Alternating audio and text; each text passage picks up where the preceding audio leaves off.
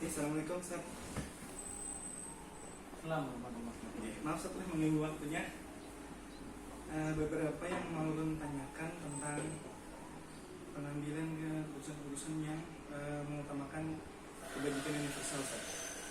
Yang pertama, pertanyaannya adalah selama ini bagaimana mengidentifikasi kasus itu termasuk dilema etika atau bentukan moral, Ustaz?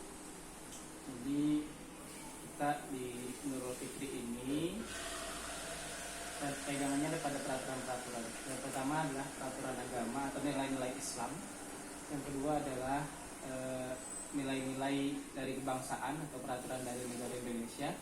Yang ketiga adalah peraturan dari sekolah itu sendiri. Jadi ketika ada sesuatu yang berbeda atau di luar dari tiga hal ini,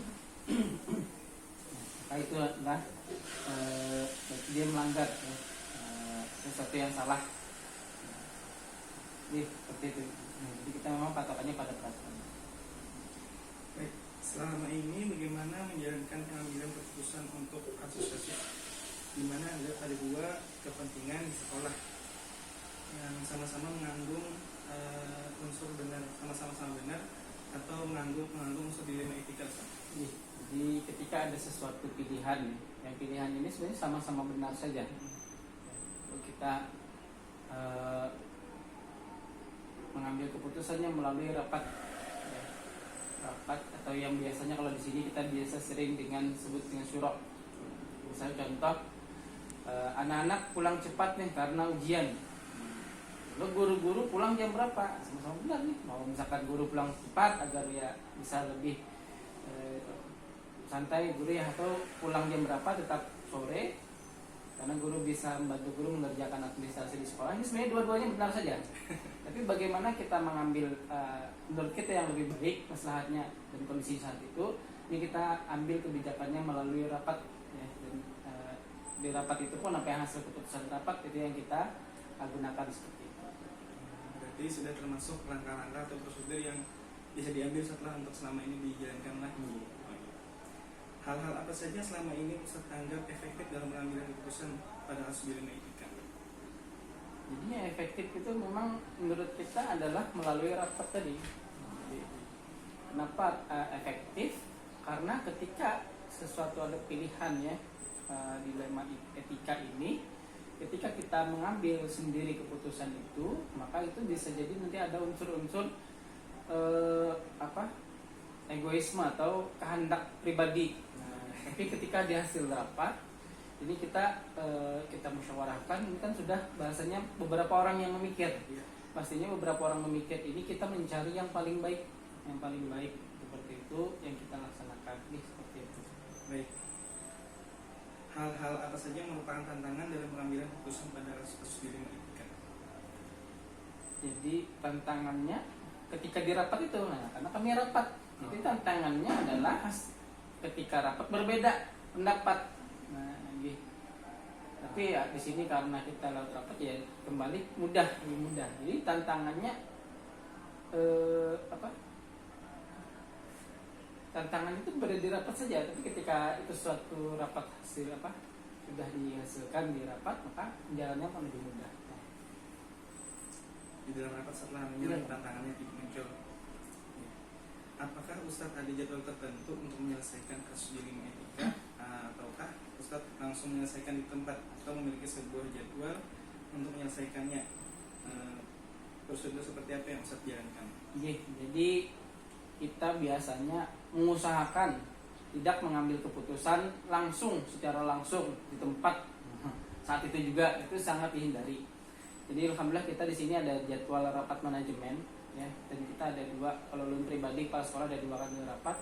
Kita setiap Selasa itu ada rapat manajemen unit sekolah, dan setiap Senin kita rapat bersama bersama staf yayasan. Nah, jadi ketika ada suatu masalah biasanya gimana ini solusinya? Nah, nanti kami rapatkan dulu, itu kami bahasanya, kami syurokan dulu. Karena bahasa di sini syurok. Kami syurokan kenapa? Karena seperti saya sebelumnya tadi, kadang apalagi sesuatu itu hal yang berkejutan ya, bahasa Banjaring lah, yang mendadak loh, ada terjadi loh, perlu kita bijaki. Kalau memang ini bukan sesuatu yang urgent, maka maka baiknya kita hasilkan rapat dia tidak tidak kepentingan pribadi lah atau menurut pendapat pribadi seperti itu.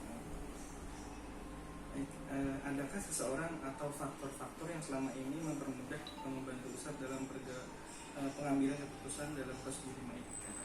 Kita di peserta rapat tadi. Peserta rapat. Jadi karena alhamdulillah di sini kami mengambil keputusannya lewat rapat, siapa orang ya, yang seseorangnya itu yang beberapa orang anggota rapat tadi itu yang membantu kita ya, membantu kita dalam mengambil keputusan.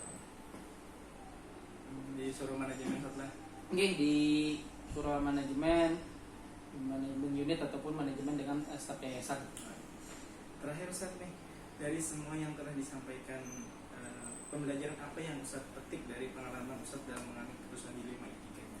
Jadi dari semua hal yang kita jalani ya, ini pengalamannya ini ketika kita ambil suatu keputusan melalui rapat ini, insyaallah ketika pun ada hal yang ternyata tidak sesuai rencana, artinya kita ini sudah rapat ya, rapat itu sudah beberapa orang memikirkan yang terbaik, ini kayak gini ini menurut kita yang paling pas dah. Ternyata berjalan ini perintah yang pilihan hasil rapatnya tidak pas juga, ada sesuatu mungkin yang lebih baik gitu. Nah ketika ini sesuatu yang kurang pas atau bahasanya sesuatu yang salah, maka ketika itu terjadi bebannya tidak sendiri kita tanggung. Kalau kita mengambil kebijakan sendiri, kalau kita putuskan, kita share kawan-kawan gitu ya, ini jadi kita menanggung malah kita kan. Tapi ketika rapat ini adalah kita mindsetnya ini sudah memang rapat, kita memikirkan yang terbaik, yang memikirkan banyak orang, yang ternyata ini sesuatu keliru, ya qadarullah gitu kan. Jadi beban itu lebih mudah seperti itu terbagi. Ada Ustaz? Cukup. Terima kasih Ustaz atas waktu dan kesempatan yang diberikan dalam wawancara ini. Semoga nanti hasil wawancara ini bisa bermanfaat bagi kami dan kita semua Ustaz. Amin.